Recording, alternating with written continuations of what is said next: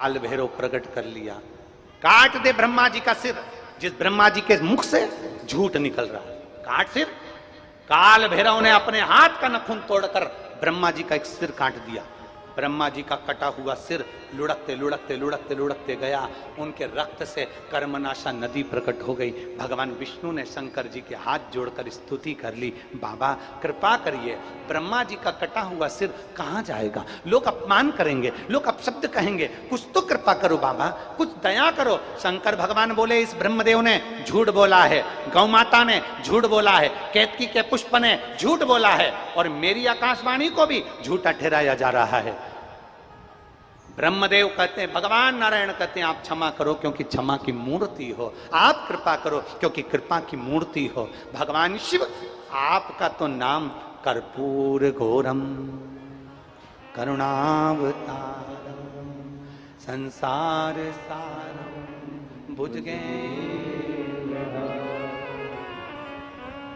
शिव जी, आप तो कर्पूर घोरम करुणावतारम, आप करुणा के अवतार हैं, आप संसार का भरण पोषण करने वाले हैं, आप दुनिया का कल्याण करने वाले हैं। आपको गुस्सा नहीं करना, आपको क्रोध नहीं करना, आप तो क्षमा की मूर्ति हैं। आप एक बार क्षमा कर दीजिए प्रभु, कृपा कर दीजिए। और ध्यान देना, जो सत्य पर डिगा होता है, जो सत्य के अनुकूल चलता है, जो सत्य पर प्रबल होकर चलता है, वो झुकना भी जानता है, नम्रता भी जानता है, और अपनी वाणी की मिठासता भी जानता है। जिसके अंदर सत्यता है, जिसके अंदर सत्यता का पुट है, जिसके अंदर नम्रता का पुट है, जिसके अंदर सत्यता भरी होती है, वो झुकना भी जानता है, प्रणाम करना भी जानता है, नमनता भी जानता है, साष्टांगता भी जानता है, और जगत का कल्याण करना भी जानता है। जिसके अंदर सत्य समाहित होता है। शंकर भगवान से कहा गया, ब्रह्मा जी ने आपको अपशब्द कहे, ब्रह्मा जी ने कुछ कह दिया, ब्रह्मा जी का सिर कट गया, पर क्षमा कर दो, क्षमा करो। शंकर भगवान ने नारायण जी के कहने पर भगवान ब्रह्मा जी के कटे हुए सिर को बट वृक्ष बना दिया और कहा, यह बड़ का पेड़ कहलाएगा, बट वृक्ष कहलाएगा। तो क्या ब्रह्मा जी का सिर पूजनीय नहीं होगा? शंकर भगवान कहते हैं, इसने असत्य बोला है तो भी मैंने इसको बट वृक्ष बना दिया। मैं स्वयं, ब्रह्मा जी कह रहे हैं, भगवान शंकर कह रहे हैं, भले इसने झूठ बोला, भले इसने असत्य करा, भले इसने गौ माता को लेकर आया, भले केतकी के फूल को लेकर आया, उसके बाद भी मेरे शंकर ने करुणा करी। और शिव जी कहते हैं, मैं इस बड़ के पेड़ के नीचे स्वयं आकर बैठूंगा और दुनिया में मेरा नाम बटकेश्वर महादेव कहलाएगा। बटकेश्वर महादेव, बोलो बटकेश्वर महादेव की। भगवान शिव का एक नाम बटकेश्वर महादेव हो गया।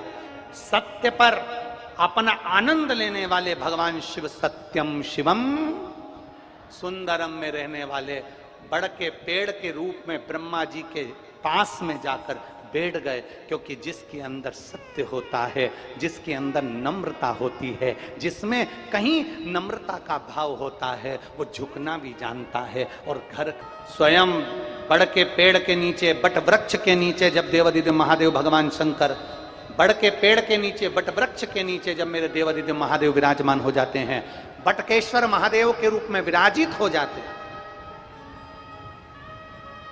कभी मौका मिल जाए, कितने भी कर्जे में चल रहे हो, कितने भी कर्जे में, कितना भी कर्जा बढ़ गया, अगर किसी बड़ के पेड़ के नीचे शंकर जी का शिवलिंग हो तो एक लोटा जल चढ़ाना प्रारंभ कर दीजिए, धीरे धीरे कर्जा चूकना प्रारंभ हो जाएगा। बटकेश्वर महादेव कृपा जरूर कर।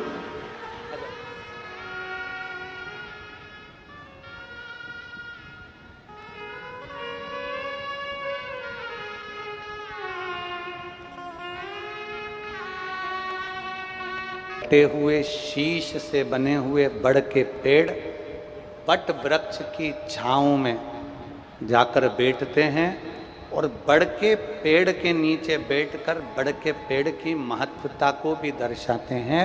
तो शिव जी का नाम बटकेश्वर महादेव हो जाता है। बोलो बटकेश्वर महादेव की। शिव का नाम बटकेश्वर महादेव। सभी देव मिलकर भगवान शिव के पास गए, सारे देव।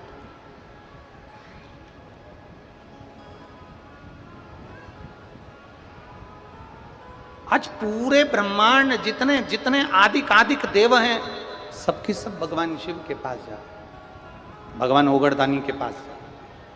चलते चलते बीच में साधु संत ऋषिगण गुरुगण मिल गए, उनको भी साथ ले लिया। और यही शिव महापुराण की कथा कहती है।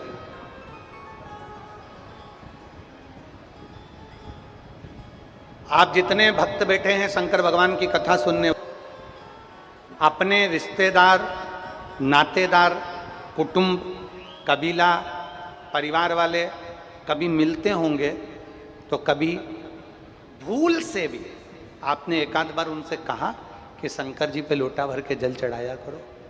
बोलो तो जम के बोला। मतलब केवल शिव महापुराण की कथा सियोर वाला महाराज अकेला नहीं कर रहा है।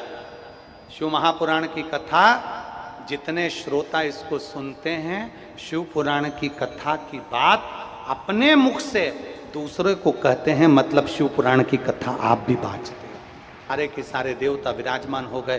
तभी भगवान शंकर के स्वरूप को, उनके प्रतिबिंब को सारे देवता देख रहे हैं। एक टकटकी लगाकर देख रहे, एक टकटकी लगा।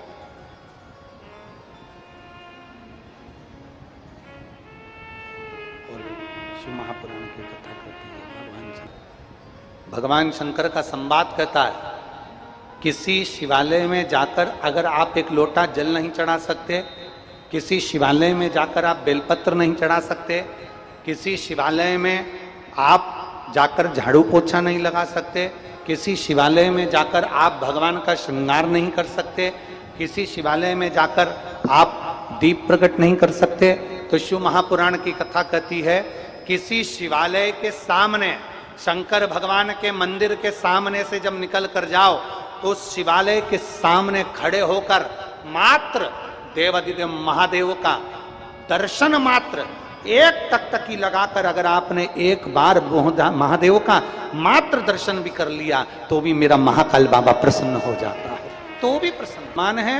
वहां एक लोटा जल चढ़ाना प्रारंभ कर दो। फिर निवेदन करूंगा, कितना भी दर्द हो, कितना भी दुख हो, कितना भी कष्ट हो, कितनी भी तकलीफ हो, कितना भी कर्जा हो, कितनी भी जिंदगी में दुख चल रहा हो, मरने का विचार नहीं करना, थोड़ी मेहनत ज्यादा करना, अपने कर्म के प्रति जागरूक होना और थोड़ी मेहनत कर कर। एक एग्जाम में पास नहीं हुए फिर मेहनत करो, एक कंपटीशन एग्जाम में पास नहीं हुए फिर मेहनत करो, बार बार मेहनत करिए, बार बार अपनी मेहनत को, अपने कर्म को जागरूकता के साथ करिए। इतना विद्या का अध्ययन करिए, खेत में इतना काम करिए, इतनी मेहनत करिए कि देवादिदेव महादेव भी तुम्हारा साथ दें और तुम्हारा भाग्य भी तुम्हारा साथ दे और तुम्हें आगे बढ़ा जाए। बहुत सावधानी से उतार कर रखना।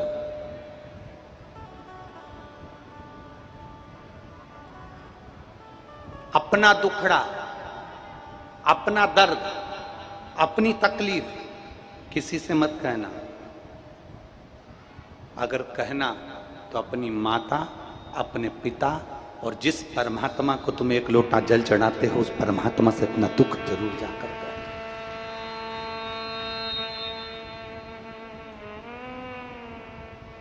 उसको पहचानो,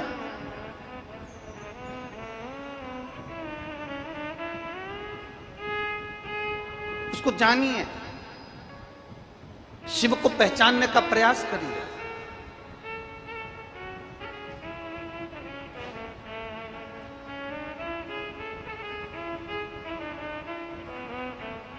उस परमात्मा को जानने का प्रयास करिए।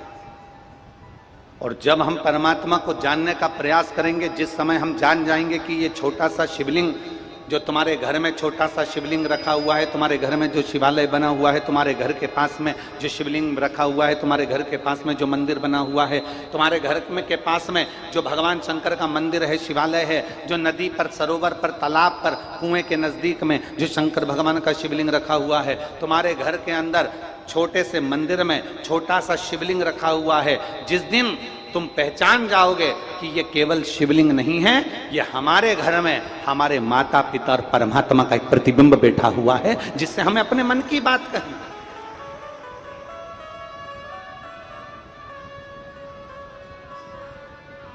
जिसको हमें अपने दिल की बात कहना।